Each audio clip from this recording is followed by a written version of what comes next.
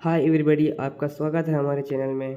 और आज का टॉपिक है क्लास 6 की एनसीईआरटी चैप्टर 1 हिस्ट्री की। क्लास 6 की एनसीईआरटी चैप्टर 1 हिस्ट्री की। इसमें जो हम लोग पढ़ेंगे कि वाट एंशिएंट पीपल जो है, वो हमारे पूर्वज जो है एंशिएंट पीपल, वो क्या खाते थे, कहाँ कहाँ रहते थे, कैसे रहते थे। फिर वो ये जो हम लोग पढ़ेंगे उनका डेट क्या है, वो कब ये इंसिडेंस हुई है, इसके बारे में हम लोग बात करेंगे इस चैप्टर में। ये जो मैंने नोट्स बनाया है वो एनसीईआरटी बेस्ड है। और आप लोग जब एनसीईआरटी पढ़ते हैं, हम लोग जब एनसीईआरटी पढ़ते हैं, तो इसमें जो है बहुत सारी ऐसे वर्ड होते हैं जो हमें समझ में नहीं आते, बाउंस कर जाती है। तो मैंने ये जो है वो चैप्टर को समराइज़ कर दिया है 3-4 पेज में ही। तो आप लोग से बस यही रिक्वेस्ट है कि आप लोग हाथ में पेन और कॉपी उठाएँ और मैंने साथ नोट्स बनाए। ये जो क्लास 6 की एनसीईआरटी है वो एंशिएंट पीपल से डील करती है कि एंशिएंट पीपल जो है वो क्या खाते थे, एंशिएंट पीपल जो है वो क्या खाते थे, कहाँ क्या पहनते थे, कहाँ रहते थे। ये सब जो है ये क्वेश्चन हमें इसकी आंसर जो है हमें इस चैप्टर से मिलेगी। सबसे पहले हम लोग देख लेते हैं कि जो एंशिएंट पीपल जो है वो कहाँ रहते थे और क्या खाते थे।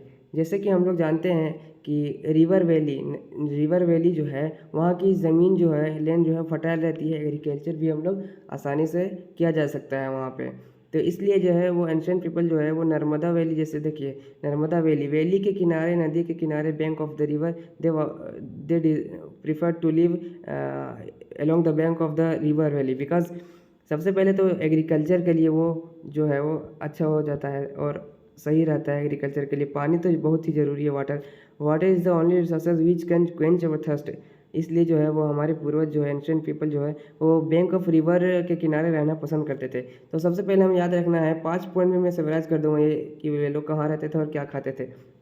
तो सबसे पहले जो है नर्मदा वैली के आसपास रहना स्टार्ट किए थे एंशिएंट पीपल जो है। वो लोग क्या करते थे उस समय, बेसिकली वो लोग जो है वो फूड गैदरिंग कर रहे थे। फूड गैदरिंग यानी कि भोजन को है वो इकट्ठा करते थे और एनिमल की हंटिंग किया जाता था उस समय जो है बेसिकली एनिमल की हंटिंग किया जा रहा था। तो हम लोग समझ गए हैं कि सबसे पहले जो है एंशिएंट पीपल कहाँ रहते थे, वो नर्मदा वैली के किनारे रहते थे। वो लोग क्या खाते थे, तो वो लोग जो है वो बेसिकली फूड गैदरिंग करते थे और एनिमल की हंटिंग किया करते थे। दूसरा जो है लोकेशन जो है, दूसरा लोकेशन जो है वो है सुलेमान एंड किधार रेंजेस। सुलेमान और किधार रेंजेस जो है वो एक पाकिस्तान की तरफ है। पाकिस्तान अफगानिस्तान, आप लोग मैप में देख लीजिएगा, पाकिस्तान और अफगानिस्तान की एरिया में, रीजन में है।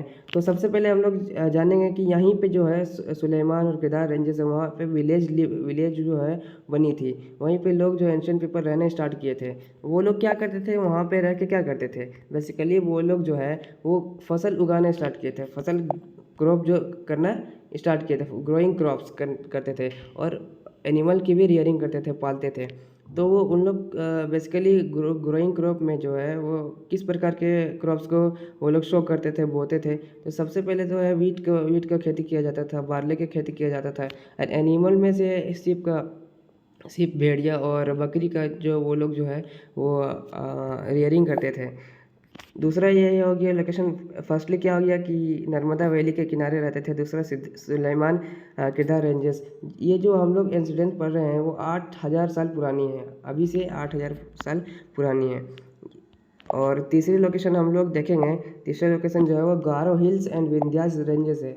गारो हिल्स और विंध्यास रेंजेस ये जो है हमारे नॉर्थ ईस्ट में है। नॉर्थ ईस्ट में, हमारे भारत के नॉर्थ ईस्ट में गारो हिल्स है और विंध्यास जो हमारे सेंटर में है, मध्य प्रदेश में। तो विंध्यास के बारे में ये बताया जाता है कि विंध्यास ही एक ऐसा रीजन है जहाँ पे सबसे पहले जो है वो राइस ग्रो किया था। सबसे पहले एंशिएंट पीपल जो है वो राइस को ग्रो किए थे सबसे पहले। और ये जो राइस जो ग्रो किए थे वो सबसे पहले कहाँ किए थे, अगर कोई कहीं क्वेश्चन आता है कॉम्पिटिटिव एग्जाम में या कहीं और भी, तो हम लोग को बताना है कि विंध्यास रेंजेस में ही सबसे पहले राइस ग्रो किया गया था। उसके बाद चौथा लोकेशन हम लोग देख लेते हैं कि Indus and it's tributary. Indus जो नदी है नॉर्थ वेस्ट में, हमारे भारत के नॉर्थ वेस्ट में, वहाँ पे जो है बेसिकली एंशिएंट पीपल जो है वो रहने स्टार्ट किए थे 4700 ईयर्स एगो पहले, 4700 ईयर्स पहले। सबसे पहले जो है हम लोग जानते हैं कि ये इंडस यानी रिवर के किनारे क्यों रहा करते थे, क्योंकि water is a very precious resources. वहाँ पे खेती भी की जाती थी, फर्टाइल लैंड थी, इसलिए वो लोग जो एंशिएंट पीपल जो है वो इंडस और इट्स ट्रिब्यूटरी, इंडस और ट्रिब्यूटरी के किनारे रहना पसंद करते थे। और रहते धीरे धीरे जब क्या हुआ कि जब बहुत सारे लोग एक जगह सेटलमेंट होने लगे, नदी के किनारे सेटलमेंट होने लगे, तो वहाँ पे क्या है, एक बड़ा सा सिटी फ्लोरिश्ड हो गया। सिटी जो शहर का उद्घाटन होने लगा, शहर बनने लगे। तो जिसके कारण जो हम लोग जो पढ़ते हैं हड़प्पा और मोहनजोदाड़ो, इसी के कारण जो धीरे धीरे हड़प्पा और मोहनजोदाड़ो का क्या हुआ, डिस्कवर हो गया और फ्लरिश कर गया मोहनजोदाड़ो और हड़प्पा। पाँचवा हम लोग देखते हैं Ganga and it's tributary. Ganga जो है वो बेसिकली हमारा सबसे लॉन्गेस्ट रिवर है इंडिया की, और उसका ट्रिब्यूटरी के किनारे रहना पसंद करते थे लोग। तो उसमें क्या होता था कि ये जो बातें हम लोग बता रहे हैं वो 25 साल पुरानी है। और जब लोग जो है वो गंगा के किनारे रहते थे तो धीरे धीरे सेटलमेंट इतना बड़ा हो गया कि वो एक किंगडम में बदल गई। कौन सा किंगडम सबसे पहले फर्स्ट हुआ था गंगा के किनारे? मगध किंगडम। मगध किंगडम जो है वो एक, मगध जो है वो महाजनपद है, सबसे बड़ा महाजनपद, सबसे रिचेस्ट महाजनपद जो है वो मगध को ही माना जाता है। तो ये 5 पॉइंट्स मैंने जो बताई वो आप लोग को जो है नोट कर लेनी है, ठीक है। वे लोग कहाँ रहते थे और वो लोग क्या खाते थे, ये इस स्लाइड में मैंने कंप्लीट कर दिया। अब दूसरे स्लाइड में चलते हैं हम लोग। अब देखते हैं कि ज्योग्राफी देख लेते हैं हम लोग पहले, कि ये जो हम लोग बता रहे हैं अभी जो बताएं वो कहाँ कहाँ है। ज्योग्राफी देख लेते हैं कि पाँचों पॉइंट्स की ज्योग्राफी कहाँ पे है, ठीक है। देखिए ज्योग्राफी, देखिए ये जो किरदार रेंजेस और सुलेमान रेंजेस के बारे में हम बता रहे थे वो है नॉर्थ वेस्ट, भारत की नॉर्थ वेस्ट में इंडस वैली सिविलाइजेशन यहीं हुई थी, ठीक है, इंडस रिवर के किनारे। और दूसरी जगह गंगा हमारे जब जानते हैं कि यहाँ उत्तराखंड से निकलती है, उत्तर प्रदेश से होते हुए, और यहाँ पे सुंदरबन डेल्टा बनाती है। तो इसी के किनारे मगध एम्पायर जो है वो डेवलप हुई थी, मगध एम्पायर डेवलप हुई थी यहीं पे, मगध एम्पायर, मगध किंगडम यहीं पे। उसके बाद नॉर्थ ईस्ट में हम लोग जब देखें तो गारो हिल्स के बारे में मैंने बताया था आप लोग को। गारो हिल्स वो यहीं पे हुआ था, नॉर्थ ईस्ट में, भारत के नॉर्थ ईस्ट में जो है पीपल का सेटलमेंट देखा गया गारो हिल्स तरफ। और विंध्यास जो है वो मैंने बताया था कि विंध्यास जो है वो मध्य प्रदेश में विंध्यास रेंजेस जो बहुत ही पुराना रेंजेस है, वहाँ पे सबसे पहले राइस ग्रोन हुआ था, राइस को ग्रो किया गया था सबसे पहले। तो ये जियोग्राफी हो गया, ये आप लोग को ध्यान रखना है। तो अब चलते हैं next. Why did people wear, people क्या पहनते थे, बेसिकली यहाँ वाट होना चाहिए, वाट डिड पीपल वेयर, क्या पहनते थे। तो पीपल जो है, एंशियंट पीपल जो है वो पहनते थे क्या, use to wear the clothes made from the animal skin, animal की स्किन से जो है वो खाल निकाल कर वो पहनते थे, लीव्स के भी पहनते थे, और ट्री बार्क्स यानी जो पेड़ के जो छाल होते हैं, खाले होते हैं, उसको भी पहना करते थे। क्योंकि उस समय तो हमारे जैसा भी मॉडर्नाइज जितना हम लोग हो गए हैं तो उतना तो नहीं होता था, क्लॉथ्स भी नहीं होता था, इसलिए जो वो लोग जो है एनिमल के स्किन पहनते थे, पत्ते पहन के जीवन यापन करते थे, ठीक है। तो अब देख लेते हैं पीपल जो है वो movement of the ancient people. जैसे कि जानते हैं कि पीपल जो है, एंशिएंट पीपल जो है वो इधर से उधर क्या मूवमेंट करते थे। वो मूवमेंट क्यों करते थे, देखिए पीपल जो ट्रेवल किया करते थे किधर से किधर, एक सब कॉन्टिनेंट से दूसरे सब कॉन्टिनेंट्स की ओर मूवमेंट किया करते थे। वो मूवमेंट किया करते थे, हम लोग जैसे भी जहाज़ से चले जाते हैं, शिप से चले जाते हैं, वो उस समय का मूवमेंट जो है इतना आसान नहीं था। उस समय जो है उसके पाथ में बहुत सारे ऑब्स्टेकल होते थे, जैसे कि हिल्स आ जाते थे बीच में, डेजर्ट का सामना करना पड़ता था, सी का सामना करना पड़ता था, माउंटेन को क्रॉस करना पड़ता था।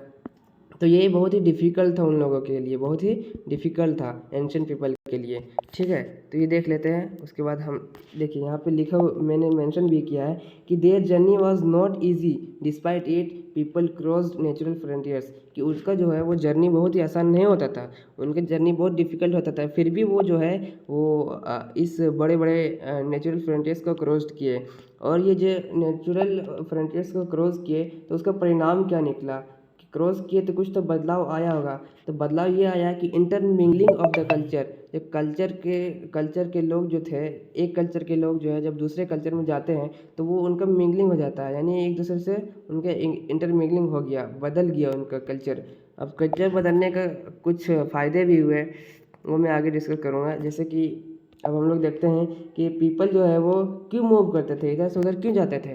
तो बताया गया है, देखिए मेंशन किया मैंने कि people move from their own interest, यानी उसका अपना अपना एक इरादा होता था, अपना अपना मकसद होता था यहाँ से वहाँ मूव करने का। पहला जो है हम लोग देखते थे कि मेन और वुमेन जो है वो मूव क्यों किया करते थे। तो मेन और वुमेन इसलिए मूव किया करते थे क्योंकि इन सर्च ऑफ लाइवलीहुड, यानी कि जीवन यापन करने के लिए, कि और जीवन यापन करने के लिए दूसरी बात की है to escape from natural frontiers, यानी कि नेचुरल फ्रंटियर्स, नेचुरल डिज़ास्टर, जैसे अगर कहीं पे ड्राउट आ गया, सूखा हो गया, फ्लड आ गया, तो वहाँ पे क्या मूव करना पड़ता था, माइग्रेट करना पड़ता था लोगों को। ये एक रीज़न हो गया मूवमेंट का। दूसरा है सम पीपल जो है, सम मैन जो है, एंशियंट पीपल जो है, वो आर्मी लेकर मार्च किया करते थे और बड़े बड़े टेरिटरी को, बड़े बड़े ज़मीन को जो है वो कंकर किया करते थे, कब्जा कर लेते थे। तो ये भी एक रीज़न है कि मूवमेंट क्यों होता था, कि लोग जो है वो दूसरे ज़मीन पर कब्जा करना चाहते थे। तीसरा जो रिलीजियस टीचर्स जो थे, रिलीजियस टीचर्स का मूवमेंट करते थे अपने धर्म की प्रचार के लिए, कि आपको जीना किस तरह है और आप जी क्यों रहे हैं, वो सिखाते थे। Taut the way of life, की ज़िंदगी जीनी कैसी है, वो सिखाया करते थे। और देखिए जो इसका हम कंसेक्वेंस यहाँ भी हम लोग मेंशन किए हैं कि पीपल जब मूवमेंट की, उससे क्या हुआ कि इनरिचमेंट ऑफ कल्चर का जो है वो इनरिचमेंट हुआ, कि पहले के लोग जो है वो जब कल्चर एक दूसरे के इंटरमिंगलिंग हुआ, तब पत्थर तराशने की तरीका में क्या हुआ, बदलाव हुआ, चेंज हुआ। म्यूज़िक कंपोजिशन में भी चेंज आने लगी, फूड वैरायटी में भी चेंज आने लगी, कुकिंग फूड कैसे खाना बनाया जाता है उसमें भी क्या हुआ, चेंजेस आने लगे। अब देखिए ये जो है हमारा लैंड है, आवर लैंड से यहाँ पे ये बताया गया है कि our land that is Bharat. Bharat का नाम भारत कैसे पड़ा, इंडिया, और इंडिया कैसे पड़ा, वो बेसिकली इस टॉपिक में मैं डील करूँगा। तो हम लोग बेसिकली जो है वो इंडिया बोलते हैं या तो भारत बोलते हैं, और हिंदुस्तान भी बोलते हैं, लेकिन बेसिकली आज हम इंडिया और भारत के बारे में बात करेंगे।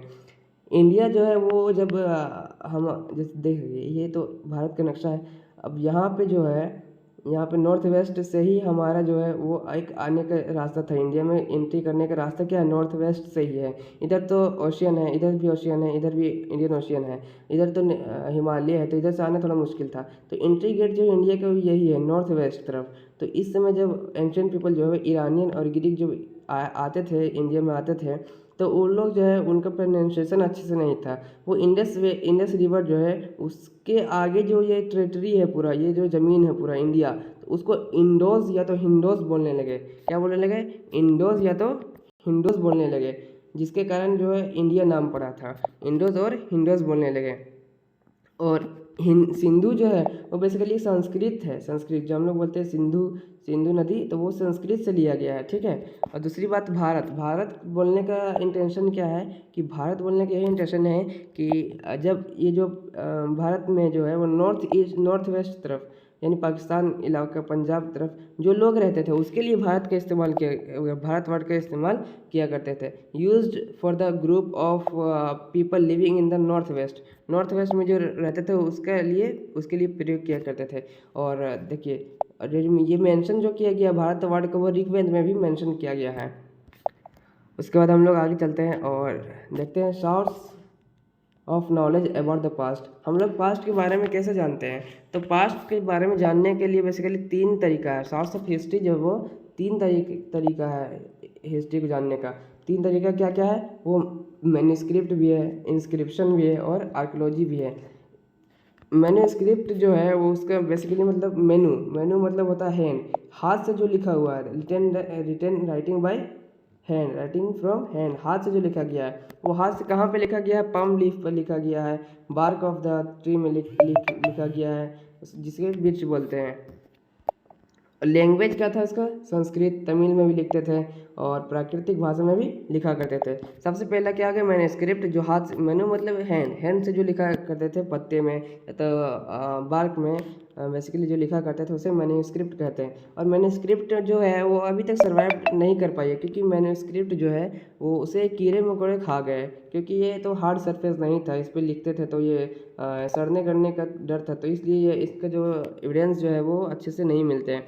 दूसरा जो है वो इंस्क्रिप्शन मतलब होता है कि कोई हार्ड सरफेस, या तो वो मेटल का हो या तो वो आयरन का हो, उस पर जब लिखा जाता आता है, writing on the hard surface, जैसे वो स्टोन का भी हो सकता है, स्टोन या तो मेटल्स का भी हो सकता है, उस पर जब लिखा जाता है तो वो सर्वाइव कर जाता है, क्योंकि मेटल्स और स्टोन जो है वो सड़ते गलते नहीं हैं, इसलिए वो सर्वाइव कर जाते हैं।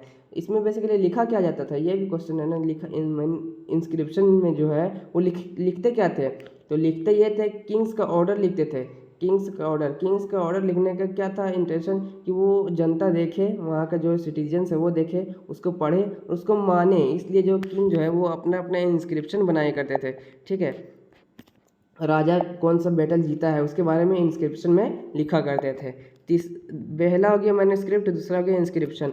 मैन्युस्क्रिप्ट जो है वो सॉफ्ट सरफेस में पत्ते में लिखा करते थे, और इंस्क्रिप्शन जो है वो हार्ड सरफेस में लिखा करते थे, जैसे हो गया पत्थर पे हो गया या तो मेटल्स पे हो गया, ये हो गया। और दूसरी बात, तीसरी जो है वो आर्कोलॉजी मीन्स ये है कि जब एस्केवेट किया जाता है, जब किसी हिस्टोरियन जो है वो एस्केवेट करते हैं, किसी भी जगह पर जब एविडेंस पता चलता है तो वो वहाँ पे एक्सकवेट करते हैं, खुदाई करते हैं। अगर वहाँ पे मिल जाती है क्या, बोन्स मिल जाती है, एनिमल्स की डोमेस्टिकेशन वाला एविडेंस मिल जाती है, तो वहाँ पे क्या होता है, खुदाई किया जाता है। उसके बाद वो जो बेसिकली पता करते हैं कि क्या हुआ था यहाँ पे, क्या इंसिडेंस हुई थी यहाँ पे। जैसे टूल्स मिल गया या तो बिल्डिंग्स का रिमेंस मिल गया, ब्रिक्स मिल गया, तो वो इससे पता चलता है हिस्ट्री के बारे में।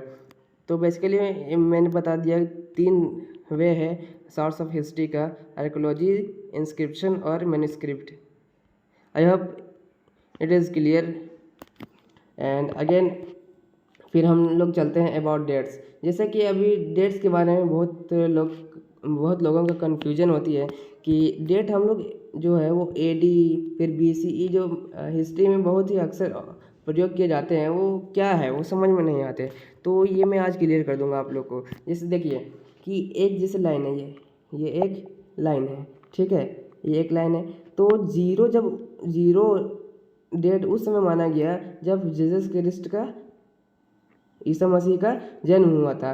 तो जब जीसस क्रिस्ट का जन्म हुआ था उससे अभी तक, जैसे अभी कितना 2024 हो गया है, 2024 हो गया, तो उससे अभी तक वो AD बोला जाता है, anno domini, after the Jesus birth. जैसे जेजस क्रिस्ट जो है उनके बर्थ से अभी तक 2024 साल हो चुके हैं, तो इसको हम लोग क्या लिखेंगे, AD लिखेंगे या तो CE लिखेंगे। ठीक है, और जब जेजस क्रिस्ट का जन्म नहीं हुआ था उससे पहले जो घटना हुई थी उसमें हम लोग BCE लिखते हैं, BCE या तो BC लिखते हैं।